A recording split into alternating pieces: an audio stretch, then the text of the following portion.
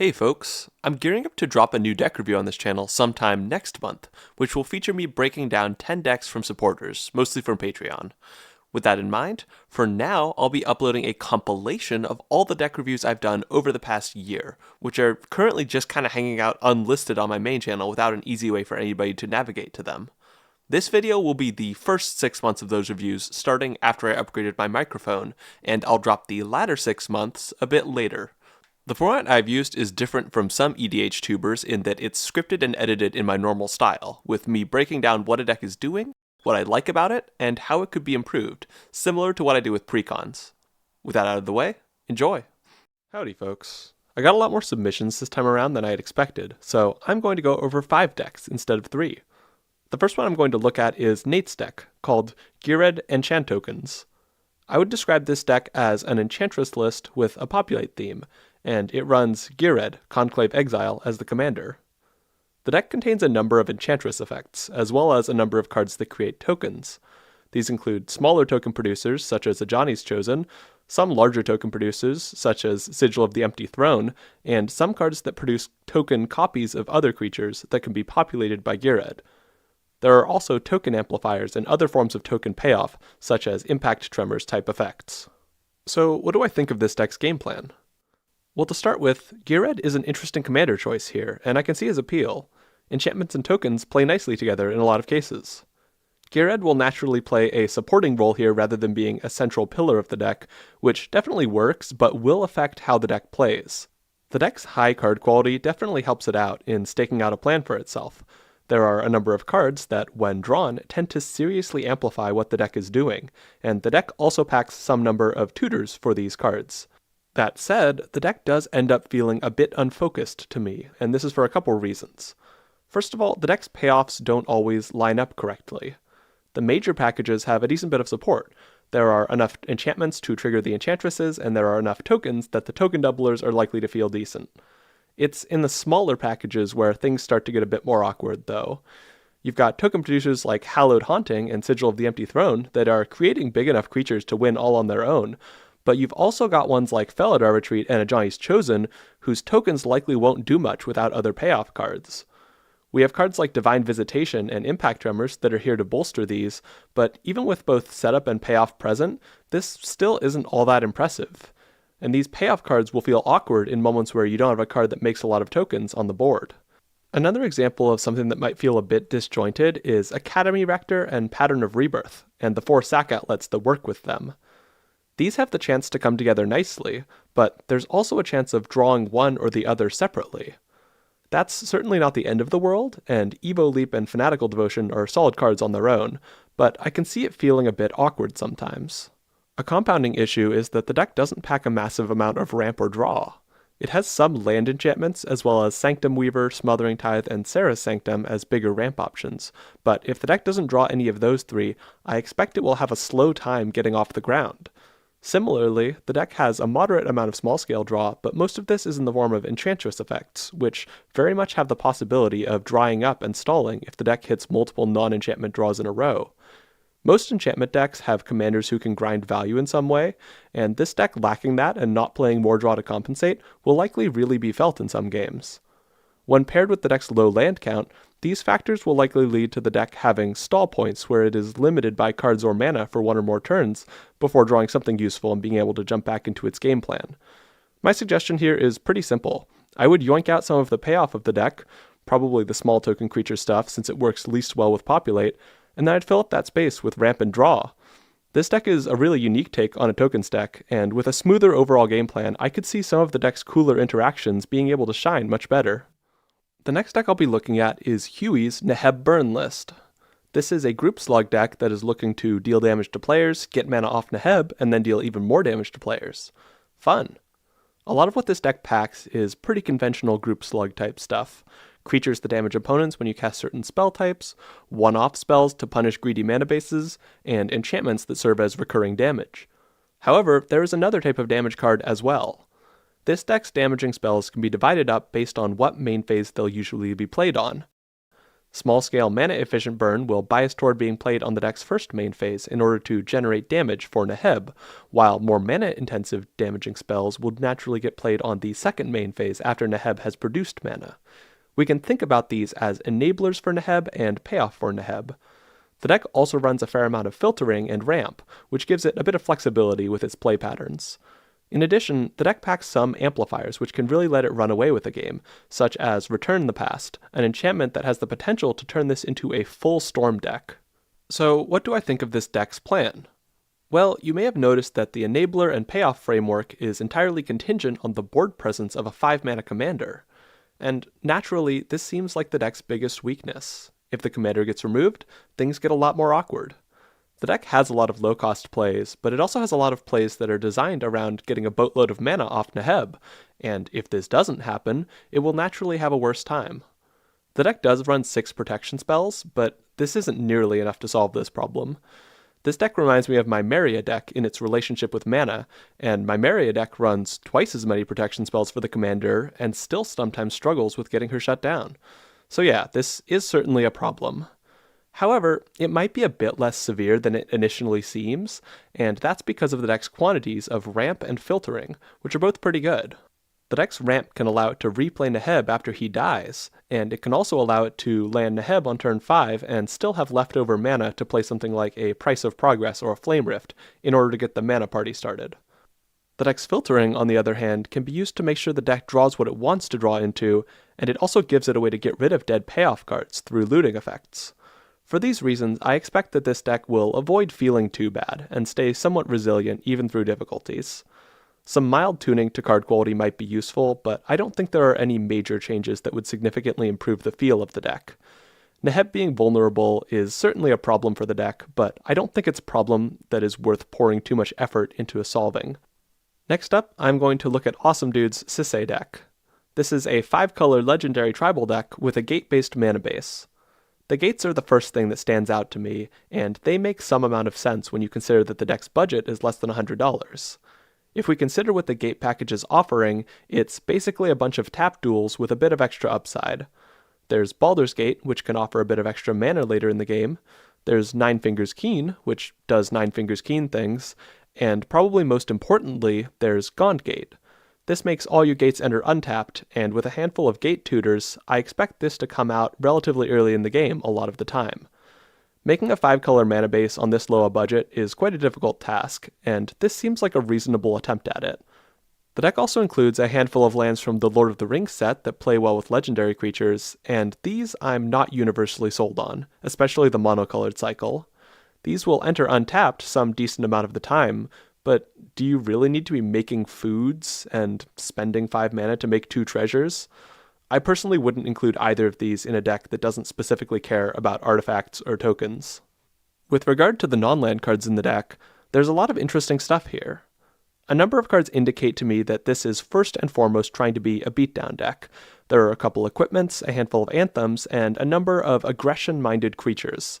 This is interesting because Sisay as a commander very much comes off as a grindy utility choice, offering a fantastic mana sink and usually being played alongside a fair amount of ramp and a smaller number of carefully selected legendaries. For this reason, my guess is that this is basically a secret Joda deck, since that's the tutor choice with Sisay that immediately turns a bunch of 3 to 4 cost legendary creatures into a terrifying threat. This seems like a fun choice. You've got most of the upside of a Joda deck, but with the additional utility and surprise factor of having Sisay in the command zone. I like this plan overall, but I do think this list has room to improve in accomplishing that plan.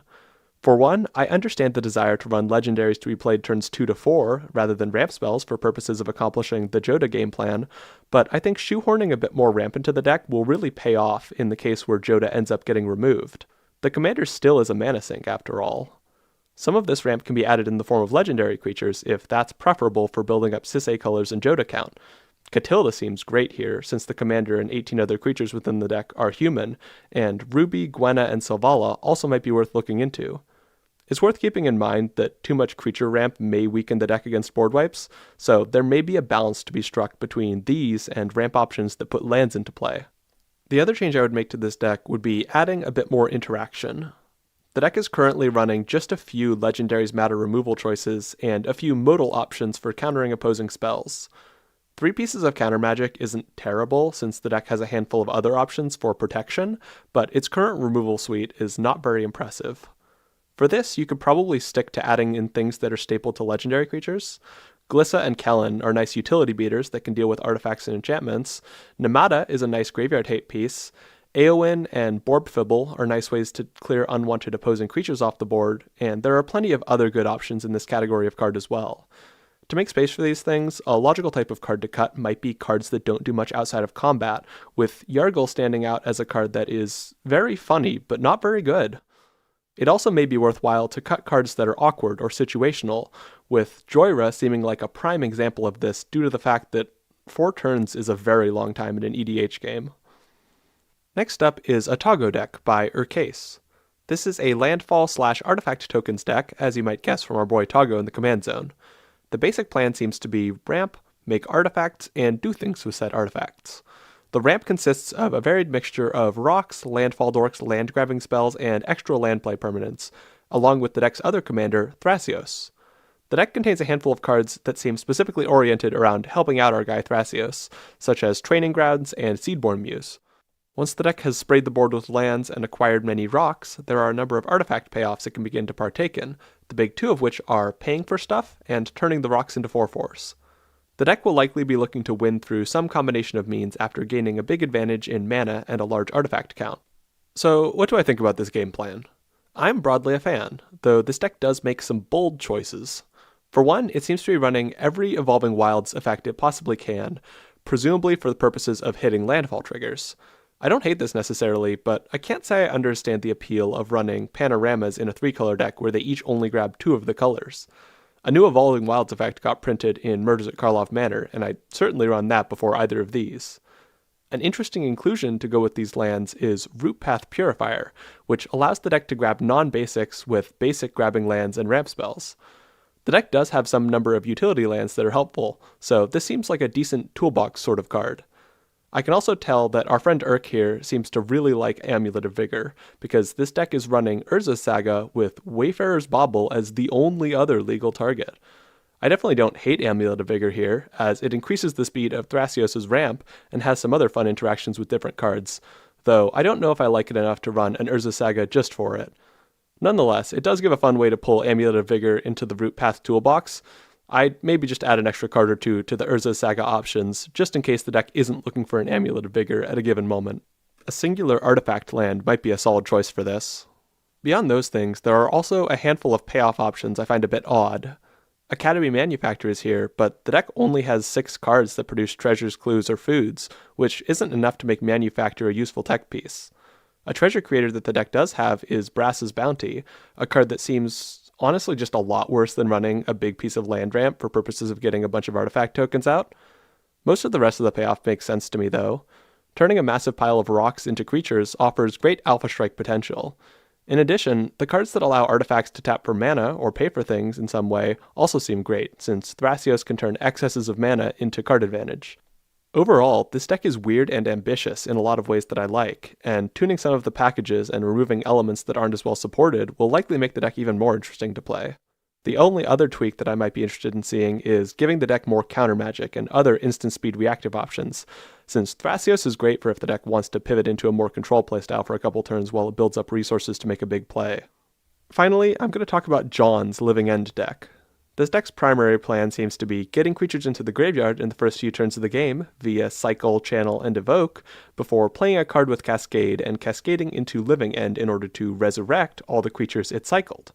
This works because the deck doesn't run anything under 4 mana that doesn't have Cascade, meaning that the 3 to 4 cost Cascade cards will always find a suspend card, such as Living End. The deck also has Inevitable Betrayal, presumably as an alternative hit for Cascades so that the Cascade cards aren't dead as soon as Living End is no longer in the library. The rest of the deck mostly consists of other graveyard synergies, as well as several split cards to allow for 3 mana plays that won't risk being cycled into. Garth is the commander of this deck, and he, in theory, should round out the deck nicely and give it access to removal that is mostly lacking in the main deck. So what do I think about this deck? Well, first I wanted to get an approximation of how fast the deck's Living End plan is. I playtested the deck 10 times, and on the faster playtests, the deck ended up with about 20 power on board on turn 4, which is not bad given that opposing boards are simultaneously wiped in a living end. There were some games where the deck cascaded into Inevitable Betrayal on turn 4 instead, so my natural question with that is, how good is it on average to cast an Inevitable Betrayal? Surprisingly enough, I've actually never seen a Bribery get cast, so I decided to do a quick exercise. I looked at my 8 decks and what the strongest creature to grab from each was, and the answers ranged from an above-average 3-drop to Vorinclex, Voice of Hunger. Presuming that the hypothetical person who cast the Inevitable Betrayal targeted a deck that actually has big creatures in it, these 4 options aren't bad. If you get one of these on turn 4, you're going to be feeling pretty good. My overall impression is that the speed of this game plan is enough to feel pretty potent in a lot of mid-power games, being comparable to other mid-power decks that have a goal of getting a lot of board fast. So what does the rest of this deck offer? Regarding the commander, Garth seems like a nice utility creature for smoothing things out between suspend plays with the deck, and the fact that he's so well-rounded likely gives the deck a way to avoid awkward stallouts. For a deck with such a specific game plan, having a creature that is just kinda decent at everything is quite an asset. Another component of the deck is that there are a number of split cards that offer filtering and ramp on turns 2 and 3 of the game, with ramp options including Beanstalk Giant, Spring, and Road, and filtering options including Incubation, Discovery, and Tempest Heart. I like these decently well for smoothing out the gameplay, and the fact that these cards also offer removal and board state later in the game is nice, though there is notably very little removal outside of these and Garth. The final thing the deck seems to have is an instant and sorcery recursion package, though this doesn't impress me all that much. The deck contains the trio of Creative Outburst, Elemental Masterpiece, and Magma Opus, but only Magma Opus comes even close to being as good as a target for spell cheats as Living End or Inevitable Betrayal, which should be pretty reliably in the graveyard and available to be reused. I imagine these other two are here specifically for Mizzix's Mastery, a spell which can copy everything in the graveyard. And while I understand the motivation here, I personally would cut these two for something that does a better job of hindering the deck's opponents. A bit of graveyard hate might be a good idea, since otherwise the deck might run into the issue of opposing graveyards being too juicy to allow for a living end later in the game. Beyond that, I don't see any immediate changes to improve the deck. It looks about as good as it can for the very specific niche it has chiseled out for itself, and I respect the ambition of that niche. Welcome to the May deck reviews. I hope you're having a lovely day and an even lovelier week. The first deck is Gorfa's Tomb Raider deck, titled Lara's Gonna Raid Your Tomb. This is a Voltron-esque deck that uses its commander to generate resources and eventually to swing in with the deck's suite of legendary equipments. The deck also has sub-themes for legendary permanents, treasures, and cards getting cast from exile, which may give it a bit of flexibility for if it wants to play more like a mid-range deck for a bit. A hefty quantity of protection should allow the commander to keep doing her thing, both in terms of resource generation and in terms of swinging in. So, what do I think of this deck? Well, this deck seems cool, but it also seems like it's trying to do a bit too much at the moment. The deck's only win con seems to be swinging in big with an equipped creature, most likely the commander, so any card that doesn't mesh at least somewhat with a Voltron plan immediately strikes me as suspect. The most obvious thing I'd cut is the Cast from Exile package. This deck isn't going to be playing more than one card per turn from exile, and Faldorn and Passionate Archaeologist don't do a good job of supporting what the deck wants to do. Next, I want to talk about the treasure package that this deck has. This one theoretically overlaps with the Legendary Equipments package. Reaver Cleaver makes a lot of treasures. Tarian's Soul Cleaver goes quite hard with treasures. And, to state the obvious, treasures and equipments are both artifacts. So, this package I'm not strictly against, but I don't feel like the current version of the deck justifies amplifier cards such as Academy Manufactor, Crime Novelist, and Zorn, nor some of the weaker treasure creators such as Crack Open and Rashmi and Ragavan. That said, I could see a version of the treasure package working out, particularly if the deck goes for more artifact payoffs such as Nettlecyst, and pumps up its artifact count through some artifact lands or something. Despite my critique of some of the smaller packages, I think this deck on the whole does a pretty good job with a lot of things. I'm particularly happy with the suite of protection and removal, which is pretty robust, and could honestly even be trimmed a little if deck space is a concern, though it certainly doesn't need to be. There are a few things I think the deck could use a bit more of, though. First off, I think more filtering would work well for the deck in smoothing out draws and getting stuff in the graveyard more consistently. Some fun legendary options would be Borborygmos and Fibblethip, Dak Faden, and Malcolm Alluring Scoundrel, but honestly anything that draws and discards would work fine for this. I'd also add some more evasive equipments to let the deck get through damage more consistently, and I think a couple lands would be a good idea as well, ideally legendary lands that Lara can play if you filtered them away. I appreciate this deck's ambition, and tightening up some of the synergies should help it feel a lot more cohesive as a deck. The second deck I want to talk about is Nucky's Ooze deck. First of all, I love the commander pairing. Rayhan is a potent commander, but will naturally be a juicy target for removal, so pairing it with a protection piece is smart. I also love the vibe of using a hyper-specific partner pair for an Ooze tribal deck, as I feel like tribal commanders more often end up being monolith-type cards that kind of build themselves. This deck looks to be trying to develop a scary board of creatures using a mixture of +1/+1 counter synergies and Ooze synergies, and there are lots of creatures that should be able to scale over time. The command zone seems to be here mostly to add resilience, shuffling counters off of any creature that might die, and allowing the deck to be less affected by single target removal that destroys creatures. So, what do I think of this deck? Well, I like a lot of what it's doing. The +1/+1 counter and Ooze game plan seems like it should scale at a decent speed, and the balance of enablers and payoffs looks good to me. In addition, between the commander choices and the deck's protection spells, thought has clearly been put into how to help the deck avoid setbacks to its board. Despite this, I worry that the deck's board will indeed have a rough time sometimes as a result of board wipes and exile-based removal. 4 protection spells is better than nothing, but it's certainly not a massive number, and the deck's small amount of draw and mostly permanent-based ramp suite will naturally amplify its weakness to board wipes. There are different ways to deal with this problem, but I personally would add some counterspells. Negate and Disdainful Stroke will hit most board wipes, and you can also go with one that ties into +1/+1 counters in some way if that's preferable to a more generic one. I also think that this deck would benefit from more draw. Greater Good would go absolutely crazy here, but I know that may be out of budget, so a few others I can suggest would be Evolutionary Leap, Life's Legacy, and Mask of Riddles. I'm personally a fan of running sacrifice effects alongside Rayhan, and running an outlet like Evo Leap has lots of edge case benefits, like being able to sacrifice a creature that would otherwise be bounced or exiled, and also being able to throw a bunch of counters on Essior and swing for lethal commander damage that way if the board is clogged up on the ground. By being a bit better protected against board wipes and being able to use its command zone a bit more effectively, I think this deck should be able to nicely reduce the risk of stallouts and keep on oozing. The third deck I want to discuss is Shy Race's Unhello deck, titled Paint Blood Slinger. As with most Unhello decks, this follows the general plan of generating creatures to sacrifice to Unhello, and then using the casualty ability to gain advantage through copying powerful spells. This specific list seems built with an eye on late-game escalation, with lots of cards that generate creature tokens whenever instants and sorceries are cast, which both build board state and allow for effortless enabling of Unhello's casualty ability once the deck is up and going. This deck will then be looking to win through either copying a big spell or attacking with a sizable board once the deck is far enough ahead in value. So, what do I think of this deck? To answer that question, I want to start by talking about the commander briefly. Unhello as a commander is interesting because it's a payoff with 2 different enabling factors that need to line up, having an instant or sorcery that's worth copying, and having a 2 or greater power creature that's worth sacrificing. Naturally, balancing these 2 tasks is going to be a challenge when a player is trying to get full value out of Unhello, and this deck goes about that in a way that is interesting, and which emphasizes Unhello as a late-game commander rather than one to be utilized throughout the game. Let's start with Unhello's creature requirement. This deck has a handful of options for early casualty enablers, but most of its enablers here aren't accessible or preferable for early game use. A large portion of the casualty enablers are Talrand analogs.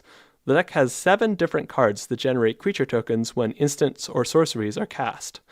These work out great once you're up and running, but these don't work well for getting copying online quickly. For purposes of utilizing Unhello, you effectively need 2 instants or sorceries in order to duplicate your first spell, rather than 1. A plan of developing creature engines earlier and Unhello later definitely works out in principle, though I imagine that this plan will be on the slower side with the deck's current ramp base, as without a rock on turn 2, there may not be good plays turn 3 or even 4 some games. The deck's choices of instants and sorceries also make it slower to get going with Unhello, in that there's not a whole lot of filtering and not a whole lot of generic spells that you'd feel fine casting whenever.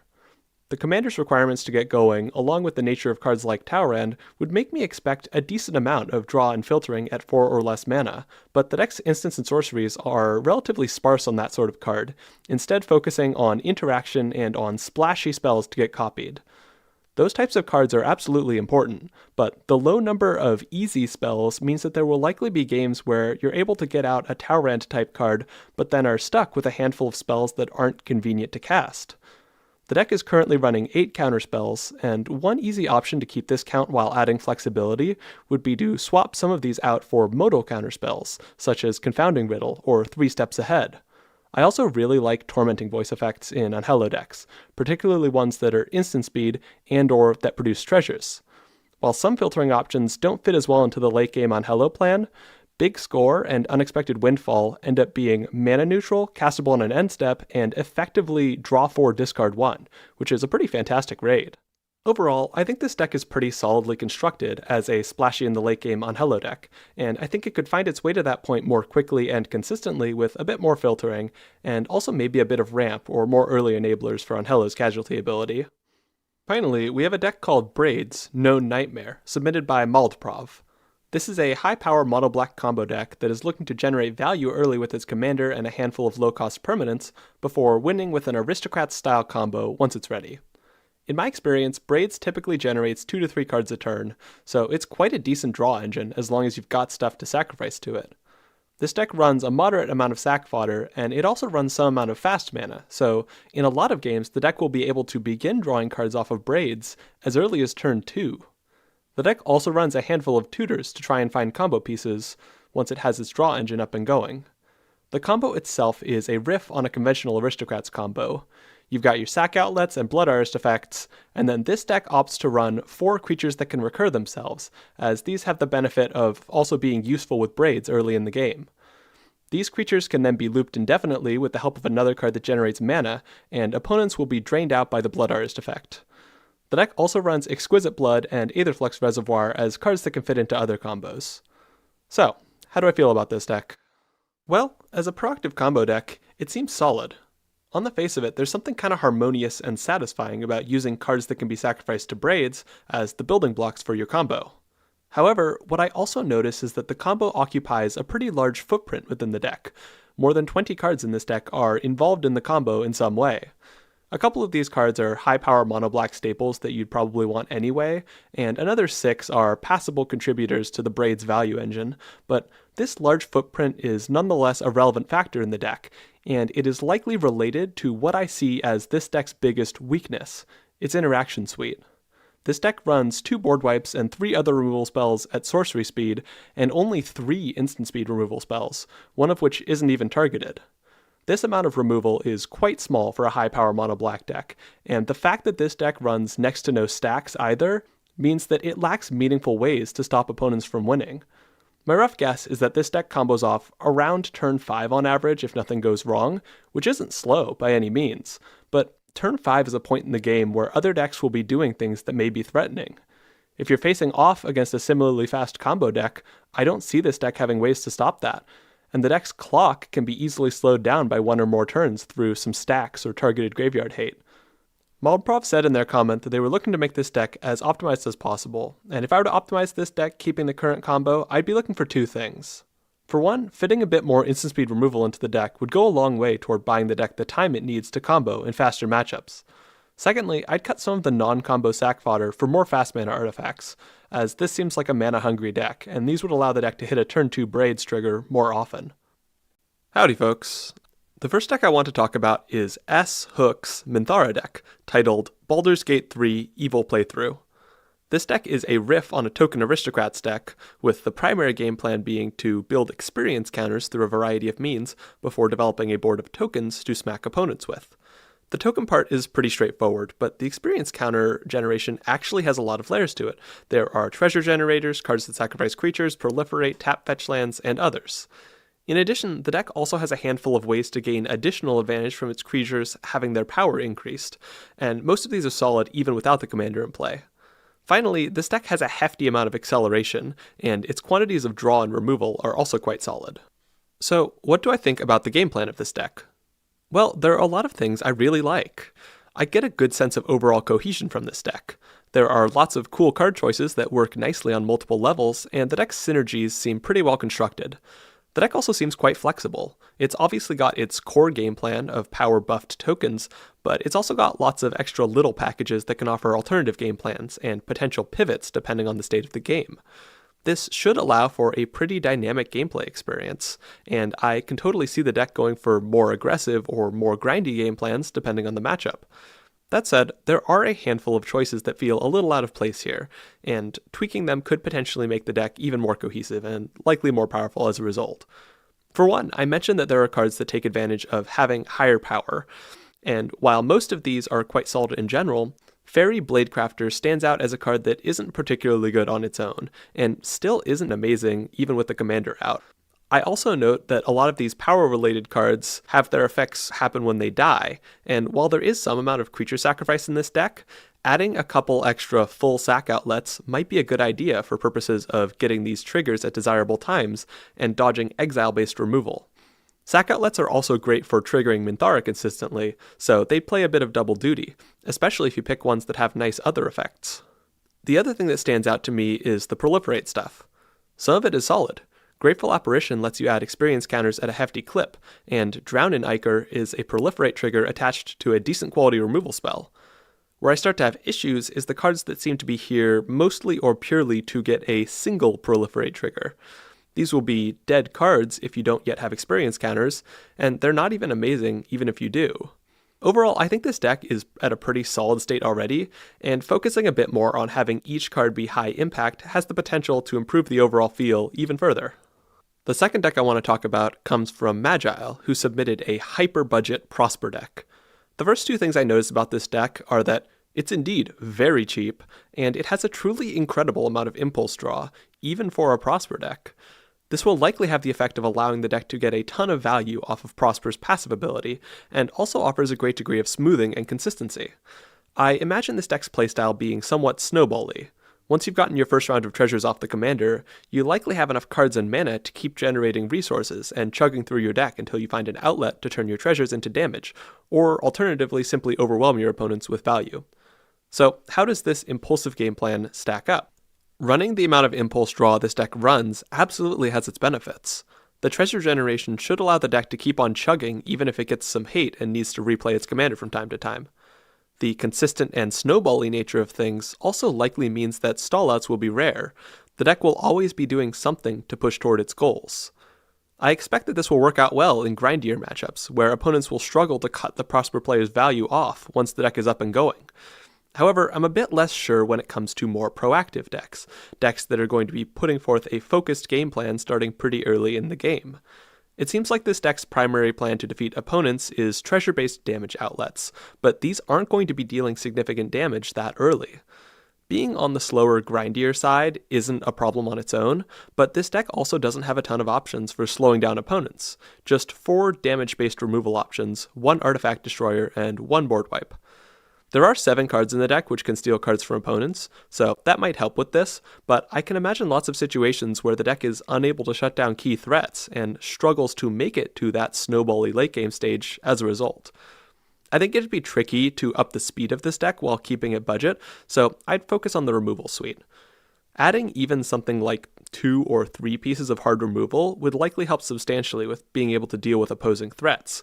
This is a very high velocity deck, so it probably doesn't need to be a double digits removal count, but I'd definitely like to see more than 6. I will say that it can be tricky to find good removal options for a deck with mostly impulse draw, since the timing of things might not always line up, but there are still likely some decent options out there. Price of Fame was one of my favorites back when I was building the $25 budget decks, and the fact that it gives a bit of filtering even if you're not removing a super high value target is definitely nice. Next deck is from Lettuce, and it's called Eris Calls in an Orbital Strike. Lettuce's deck is a high-curved Spellslinger deck with an emphasis on getting its commander out early to be utilized for various purposes.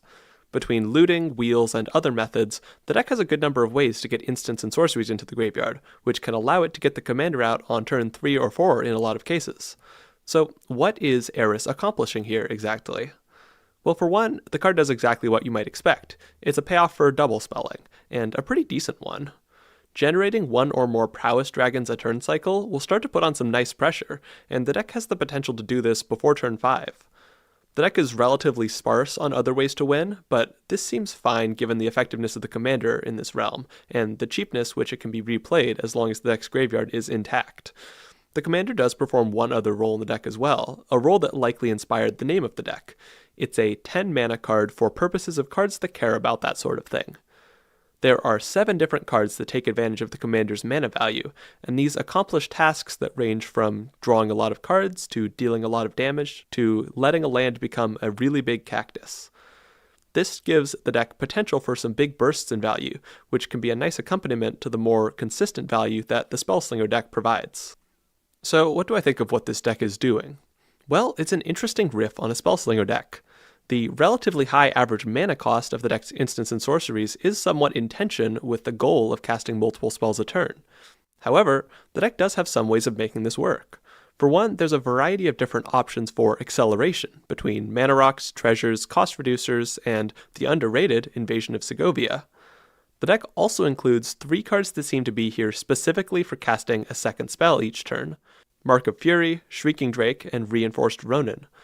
All of these can be played for 1 mana alongside a much more expensive spell, allowing the deck to fulfill the 2 spells requirement pretty effortlessly. So this deck seems like it has a decent idea for how to trigger Eris, though there also might be some fun choices to improve this suite even further. A couple decent plot cards come to mind as things that can be developed early and played later, and a flash enabler like Tidal Barracuda or Final Word Phantom could be cool as well. Flash enablers go pretty crazy with Shrieking Drake in particular, since it's the least restrictive of the 3 1-mana cards I mentioned earlier. Beyond those tweak ideas, I like what this deck is doing decently well, and while dropping the mana value of the deck's instants and sorceries might let it double spell more consistently, I think it's a fun challenge to run a pile of big flashy spells instead. The last deck I'm going to review was submitted by The 4 Best Game, and is titled, My name is Rograk. You killed my 307 twin brothers. Prepare to die. This deck got a bit of an overhaul during the time I was reviewing it, and I'll talk briefly about both versions, starting with the parts they share. This is a teamer deck that focuses on casting Rograk as many times as possible for purposes of utilizing Commander Storm cards. Cards that have additional effects for each time you've cast a commander from the command zone. This is a bold goal since the 3 core Commander Storm cards in these colors utilize 3 different card types, but it's still decidedly possible, and I can definitely see the vision. The first version of the deck had Kydel as the partner commander and had large spell and +1/+1 counter synergies, as well as a modest polymorph package. A lot of this makes sense. Big spells work well with the mana Kydel provides, as well as being an amplification target for Fury Storm. Likewise, polymorph stuff is good with Rograk, and also works well with Genesis Storm. The most recent version swaps Kydel for Thrasios, which I don't have much of an opinion about. They both have their upsides, and while I love to see Kydel finding a home, Thrasios is 2 mana cheaper for purposes of getting the maximum number of commander casts.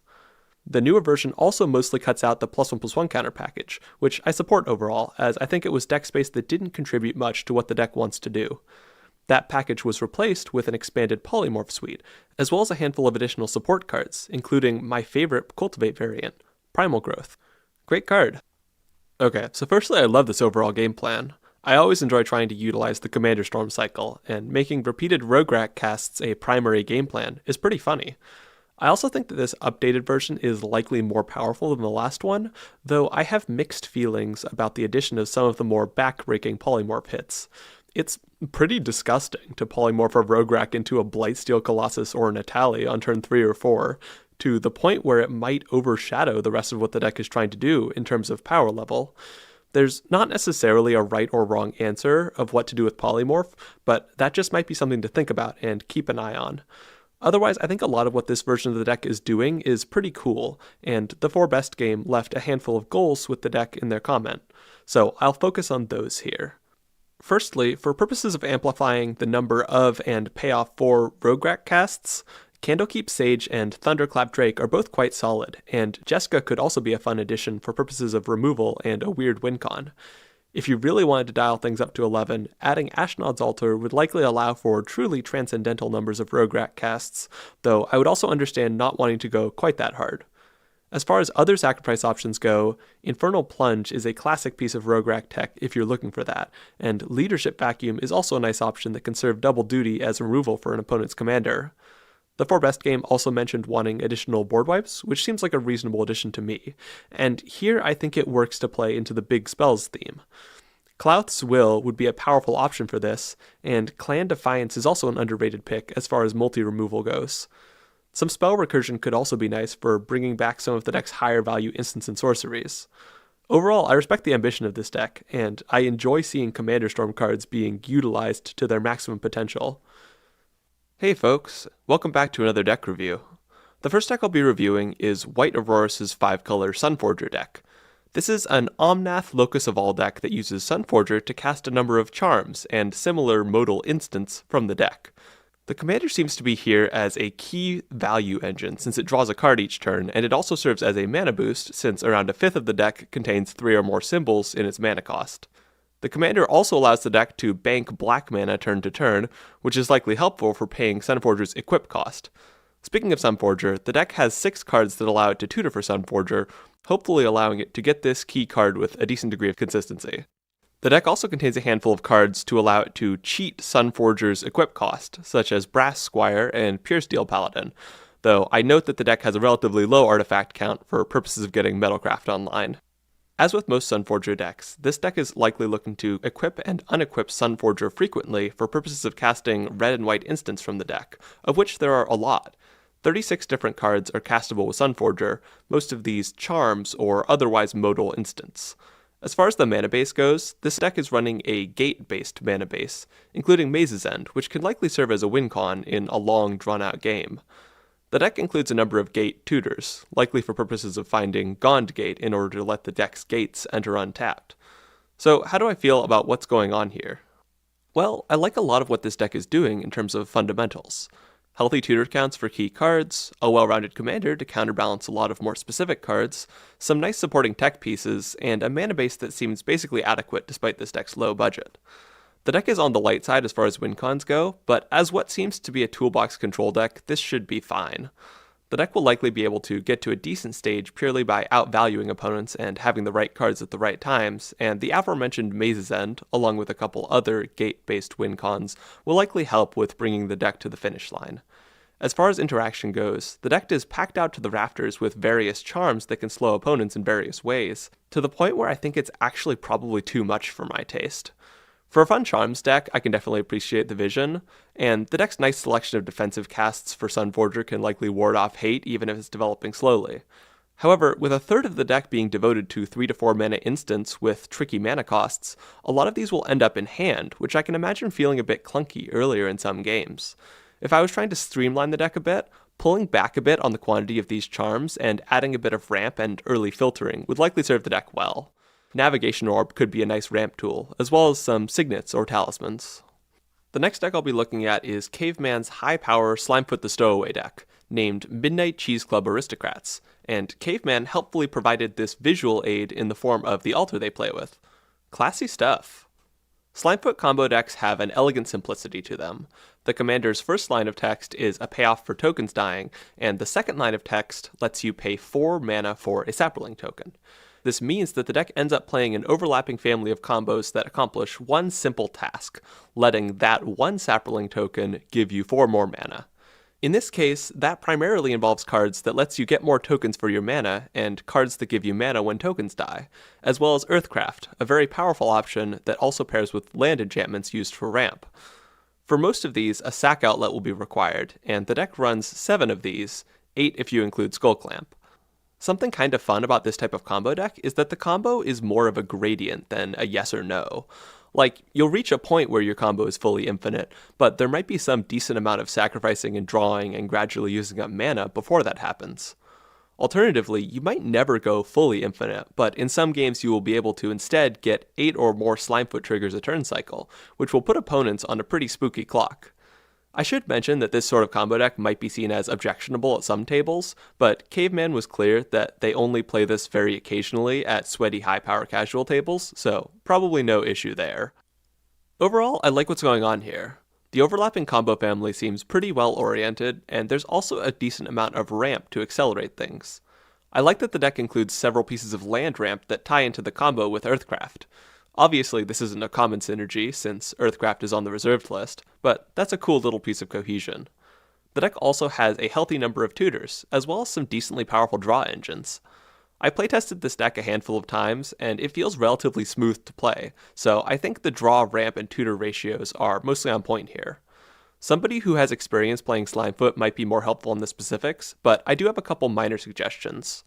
For one, fitting a bit more removal into the deck would likely help it out for when it's not able to get a fast combo off. Boseiju Who Endures would be a pretty easy add, and another option would be swapping out Viscera Seer for Deathspore Thallid, which could offer some incidental picking off of small creatures on incomplete combo turns, helping the deck survive to the next turn cycle. Another thing that might help is adding some bursty ways to get extra mana. Growing Rites of Itlamok is a neat option that has a bit of extra utility when it enters, and Culling Ritual, though it might delete some of your ramp or utility permanents sometimes, will likely often give a pretty bonkers amount of mana, which gives some nice potential to set up a combo. This deck seems pretty well rounded overall, and these are just a couple tweaks that could be interesting to try. The next deck I'll be talking about is Joe's Shadow deck. Joe submitted both a 4-color version of this deck and a 2-color version, both with Tymna, and asked which I thought was a better idea. I prefer the 2-color version personally. I don't think adding more colors to this deck does much for it, and as funny as it is to play Tymna and Crom as the command zone for a silly keyword tribal deck, I don't think it's necessary. But okay, this deck features 23 creatures with Shadow, along with a handful of other evasive creatures, which is a solid number. I can certainly see the appeal of having Tymna in the command zone as a value engine. Running a big pile of evasive dudes is a great way to consistently get in for damage against opponents, and Tymna turns that into a nice amount of extra draw. This deck also runs 8 Anthem effects to boost its damage output, which will help it out in pressuring down opponents. Beyond those, I can also see some defensive cards, some protective cards, and some removal. This deck also has a couple spicy equipments, such as Vorpal Sword and Bloodforged Battle Axe, and I love these. The Battle Axe in particular gives a strange and amusing form of escalating damage. Okay, so what do I think about what this deck is doing? Well, it mostly looks like a fun and functional way to play around a mechanic one enjoys. The creature to land to support card ratios look decent here, and Tymna should provide a nice boost of draw to smooth things out. As I mentioned earlier, the 2-color version of this appeals to me more than the 4-color version. There are enough shadow creatures in the game to be fine without the blue ones, and I think this version of the deck has a clearer identity than one with more colors would. One thing that could be neat is adding a bit of extra payoff for hitting opponents, since the deck will certainly be doing lots of that. Gix Yawgmoth Praetor is nice as an additional Tymna, basically, and Whip of Erebos could turn the deck's shadow beats into some nice life gain. The deck runs 4 defensive cards currently, which will certainly help out in life total races, but adding a bit of extra life gain seems like a good play nonetheless. A few other cards that could match the deck's shadow aesthetic and also do things when creatures hit players are Necropolis Regent, Grim Hireling, and Orochi Soul Reaver, though that's just my personal aesthetic taste. Overall, this deck seems like a fun way to celebrate the shadow mechanic, and those are just some ideas on how to further push the hitting players aspect of things. The final deck I'm going to talk about is Kitty Cass's Necrobloom deck, titled Astral Bush Slide. This seems like an intriguing riff on a toolbox mid-range / control deck that uses Astral Slide alongside 8 cycling lands, which can then be recurred through Necrobloom's dredge ability. Cycling lands go pretty hard with Necrobloom in general, since cycling as an ability puts a card into the graveyard and then draws a card, thereby triggering dredge. One option for utilizing this fact is turning it into a combo with Fluctuator, which can then be used to mill any number of cards from a player's library. However, this deck instead chooses to go with a much more interesting option, using it alongside Astral Slide with a wide suite of ETB creatures that range from Graveyard Recursion to Ramp to control pieces to haymakers such as Grey Merchant of Asphodel and Gruesome Scourger, which seem to be a major win con for the deck. The thing I find most interesting about this deck is the way it obtains its key cards, in the sense that the deck runs next to no tutors for non-land cards. Instead, the deck runs a handful of land tutors, plus a number of recursion cards for both land and non-land, and then presumably uses the commander to dredge its way to any critical pieces. There's a certain elegance to this. The fact that the Astral Slide finding method also involves the cards that are later useful with Astral Slide is a satisfying feature, and likely helps with the deck's compactness. So, what do I think about this deck's game plan? Well, I like it a lot. The synergies here are tight and overlapping, with token, graveyard, ETB, and land synergistic elements all working hand in hand. A full 42 cards in the deck are devoted to lands, but within these cards there are a ton of really powerful utility lands, in addition to the 8 cycling lands, and being able to get back any of these from the graveyard with the commander is pretty sweet. If left undisrupted, there are all sorts of board setups that can rapidly start to spiral out of control, and I can see the deck getting to a pretty massive board of tokens without much trouble under these circumstances. With this in mind, let's consider that disruption, because this deck does strike me as having some weak points. The immediate one that jumps out is Graveyard Hate. This deck has 13 different cards that perform some form of graveyard recursion, and milling and recurring represents an important feature for the deck. That said, the deck builds resources in ways other than just putting cards in its graveyard, and careful play patterns can likely allow the deck to mitigate some of the issues caused by mild to moderate Graveyard Hate. The bigger issue I see is how much the deck relies on Necrobloom. The card is definitely starting to get on people's radar as a spooky commander, and it seems like it's kind of needed in order to get stuff into the graveyard efficiently. As long as Astral Side is in play, the deck will have at least something of a layer of protection, but getting to that point might be tricky in some games if the first couple Necrobloom casts quickly eat removal. Obviously, you can keep an eye on the issue and see how much hate the commander seems to be attracting, but personally I'd add a bit more protection. Clever Concealment could be a nice add that can also protect Astral Slide, and even something like Lightning Greaves might be something that shines when playing against more removal-heavy decks. It also may be worth trying out a bit more graveyard filling options outside of the commander, such as Stitcher's Supplier. Hey folks, welcome back to another deck review. The first deck I'll be reviewing is Doug's Constellation Infect deck, titled Space. This is a Eutropia the Twice Favored deck that is looking to develop an infect creature, buff it up with a mixture of counters and auras, and hit opponents with it, using the flying granted by Eutropia. There are 13 infect creatures in this deck and 32 enchantments overall, pretty healthy counts of each. These enchantments run the gamut, from draw to protection to evasion to small-scale buffs to the absolute haymaker that is Ancestral Mask. The deck also contains a bit of Proliferate as well, which does double duty in pushing both poison counters and +1/+1 counters. I imagine most of the time the deck will be looking to win with an infect creature, but commander damage is absolutely an option here. Overall, I like what this deck is doing, and it succeeds in a number of ways. For one, its amounts of support cards are mostly pretty great. Good amounts of removal and protection, with both of these categories having a heavy representation of enchantments, and a reasonable quantity of ramp as well. 7 ramp spells would be too little for some decks, but here it feels just right. This deck is looking to put on pressure and develop low-cost permanents, not ramp up to some expensive plays later in the game. In addition, this deck's evasion suite seems nicely tuned, offering a mixture of flying and trample, with a handful of more absolute evasion options for opponents who might have big flyers to block with. Finally, the infect creatures plan seems fully capable of dishing out a lot of hurt on opponents. Where this deck starts to feel a bit weaker is in 2 specific areas: number of lands and amount of draw. This deck runs 31 lands, which is quite a low count. I playtested the deck a bit out of curiosity, and while the deck's curve is low enough that the land count doesn't feel totally untenable, it's kind of awkward. The deck feels like it needs to struggle not to miss land drops, and while this deck probably doesn't need too much mana past 5 in its current form, it's still a bit awkward even getting to that point. I'd pump up the land count by 2 or 3, even just a couple MDFCs would help out a lot. A bit more draw would also likely help in smoothing things out. This deck has a handful of single-use draw spells like Chart a Course, Compulsive Research, Winged Words, and Thirst for Meaning, and while none of these are bad, I think the deck would likely feel better playing harder into the enchantment theme with its draw.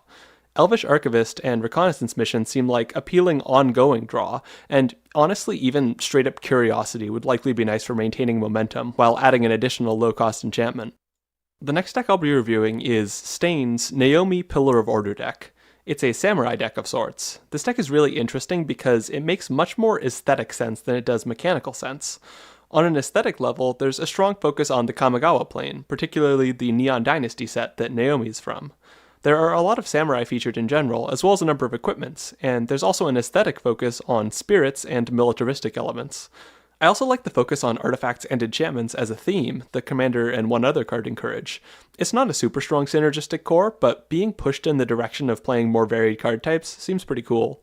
On a mechanical level, this is a tokens deck above all else, but it also dips into legendary creatures as well as some other smaller packages. the deck looks to be trying to generate a critical mass of samurai tokens, though there are also a number of more grindy play paths for the deck. Overall, this deck has a definite jank factor to it, and I don't necessarily mean that purely as a criticism.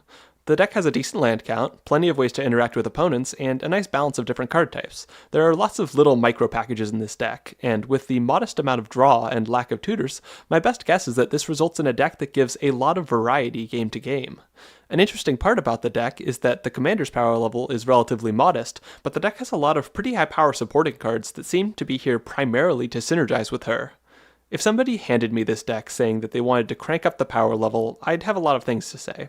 It feels unfocused, it seems likely uneven in terms of power level, it has too many different elements that only tangentially work together, there are a lot of win more escalation type cards with relatively small amounts of building block style cards to go along with them, and the amount of ramp is too little for how high the mana curve is.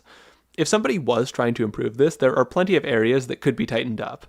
However, in the context of what I think this deck wants to be, an aesthetically pleasing vehicle for a lot of fun and zany black-white cards, I think this deck works. Kamigawa Neon Dynasty is a beautiful set, and I like this deck as a celebration of that set and of one of its most underappreciated commanders. Just look at that art. Fantastic stuff. Next up, I'll be talking about King O'Shark's Shigeki CEDH deck. This is a land-based stacks deck that is looking to stall out the game with stacks pieces while gradually building advantage with lands and the deck's commander.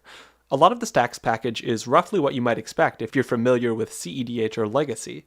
You've got classic heavy hitters like Tanglewire, Trinisphere, and Null Rod, as well as a handful of more targeted pieces. The Tabernacle at Pendrell Vale is a pretty unique land-based stacks piece, and something nice about it is that it basically doesn't affect the commander, since you can activate his ability on upkeep rather than needing to pay to keep him around. It's also easily tutorable with land tutors, notably for this deck. Outside of stacks, the deck has a lot of the sorts of interaction that you'd expect from a mono-green CEDH deck, things to thwart opposing counterspells, removal spells, fog effects, land destruction, and graveyard hate. Since it's a CEDH deck, this deck is likely looking to maintain a suite of flexible hate to shut down early infinite combos, while trying to keep up with mid-range decks by getting taxing pieces online and breaking parity with Shigeki and lands. Once the game is somewhat under control, it seems like the deck is then looking to get an infinite mana combo through a Shaya plus a land untapper, followed by an outlet such as Nylea or Concordant Crossroads to give Shigeki haste. An alternate win pattern might be to go wide with Field of the Dead before playing Craterhoof Behemoth. There might be other combos or outlets I'm missing, those are just the ones that stand out to me. For purposes of finding various pieces, the deck runs 13 tutors, and it also has the plan of dumping cards into the graveyard before recurring them with the commander or some other piece of graveyard recursion. I quite enjoy the boldness of this list. I love Shigeki as a card, but running him as the commander of a CEDH deck is pretty daring from what I know about CEDH. Not only is Shigeki basically absent from the format, from my understanding, the current CEDH meta has a lean toward turbo and mid-range decks, with stacks being relatively less favored.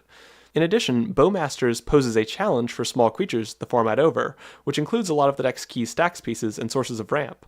Another interesting thing is that at 41, the deck's land count is well above that of most other CEDH decks, which does make sense given that it's a lands deck. I don't have enough knowledge of the CEDH metagame to make definitive statements here. The deck seems competently built and well-tuned, but I have no idea how it would fare against other CEDH decks. I likewise don't really have suggestions for changes. Stacks decks are so dependent on the specific situations they find themselves in that I'd want to see the deck in action before commenting too much. One of my thoughts was going to be that a Manglehorn might be a decent addition, but King O'Sharks seems to have beaten me to that suggestion with an edit a couple days ago. Overall, this is a cool deck, and I'd love to see it in action. The final deck I'll be looking at is Zero Plus's Jace Cunning Castaway deck. It's worth noting that Jace Cunning Castaway is not, in fact, legal as a commander, though, as with most Planeswalkers, I imagine most people wouldn't have a problem with rule zeroing him into the command zone. With that out of the way, this seems to be a proliferate deck with a decent splash of evasive creature beats to go with it. This makes sense to go with Jace. Evasive creatures help max out the filtering on his +1, and proliferate can escalate Jace into doing all sorts of things with his -5 ability. The deck contains all manner of things other than Jace that work well with Proliferate. Charge counter rocks, +1/+1 counter creatures, infect creatures, and some other unique counter bearers. The deck also contains a fair amount of draw, as well as a handful of payoff cards for drawing a lot of cards. From there, the deck contains a handful of more specific cards. The Chain Veil and Ikermoon Gauntlet to pump up its Planeswalker plan, some number of recursion cards to bring back stuff that's been discarded, a Thassa's Oracle for just in case the deck draws out, and some initiative stuff. A variety of different beatdown options, along with the Oracle, round out the deck's win options. Overall, I like what this deck is doing here. Pirate Jace is one of my favorite walkers, and this deck utilizes him well with a mixture of different overlapping synergy packages. The deck does have a lot of pretty specific cards, including some I generally consider win more, like Chain Veil, but it works here because of the sheer amount of filtering this deck has at its disposal. In addition to the decent quantity of draw in the 99, Jace acts as a great resource for getting rid of unnecessary cards once the deck has evasive beaters on board. As far as the rest of the deck goes, the deck has a decent number of evasive creatures. It also has a solid ramp suite that pairs well with the deck's proliferate cards, and its interaction suite, though somewhat narrow, is helped out by how high velocity the deck is. It'll draw into these eventually. Where I see this deck as being a bit less ideal is in its land count. The overall count is low, and the number of blue symbols among the lands is only 20 due to the deck's large number of utility lands. This likely isn't going to feel the worst in practice, but in this case it's an unnecessary place to hold back on giving the deck space. The deck is high velocity and has a phenomenal filtering tool in Jace, so once the deck is up and running, it'll have no problems replacing any extra lands with gas. Trimming some of the deck's higher cost or more niche cards for additional islands or blue MDFCs would likely help with consistency, and with giving the deck more breathing room during mulligans. Alright, that's all the reviews.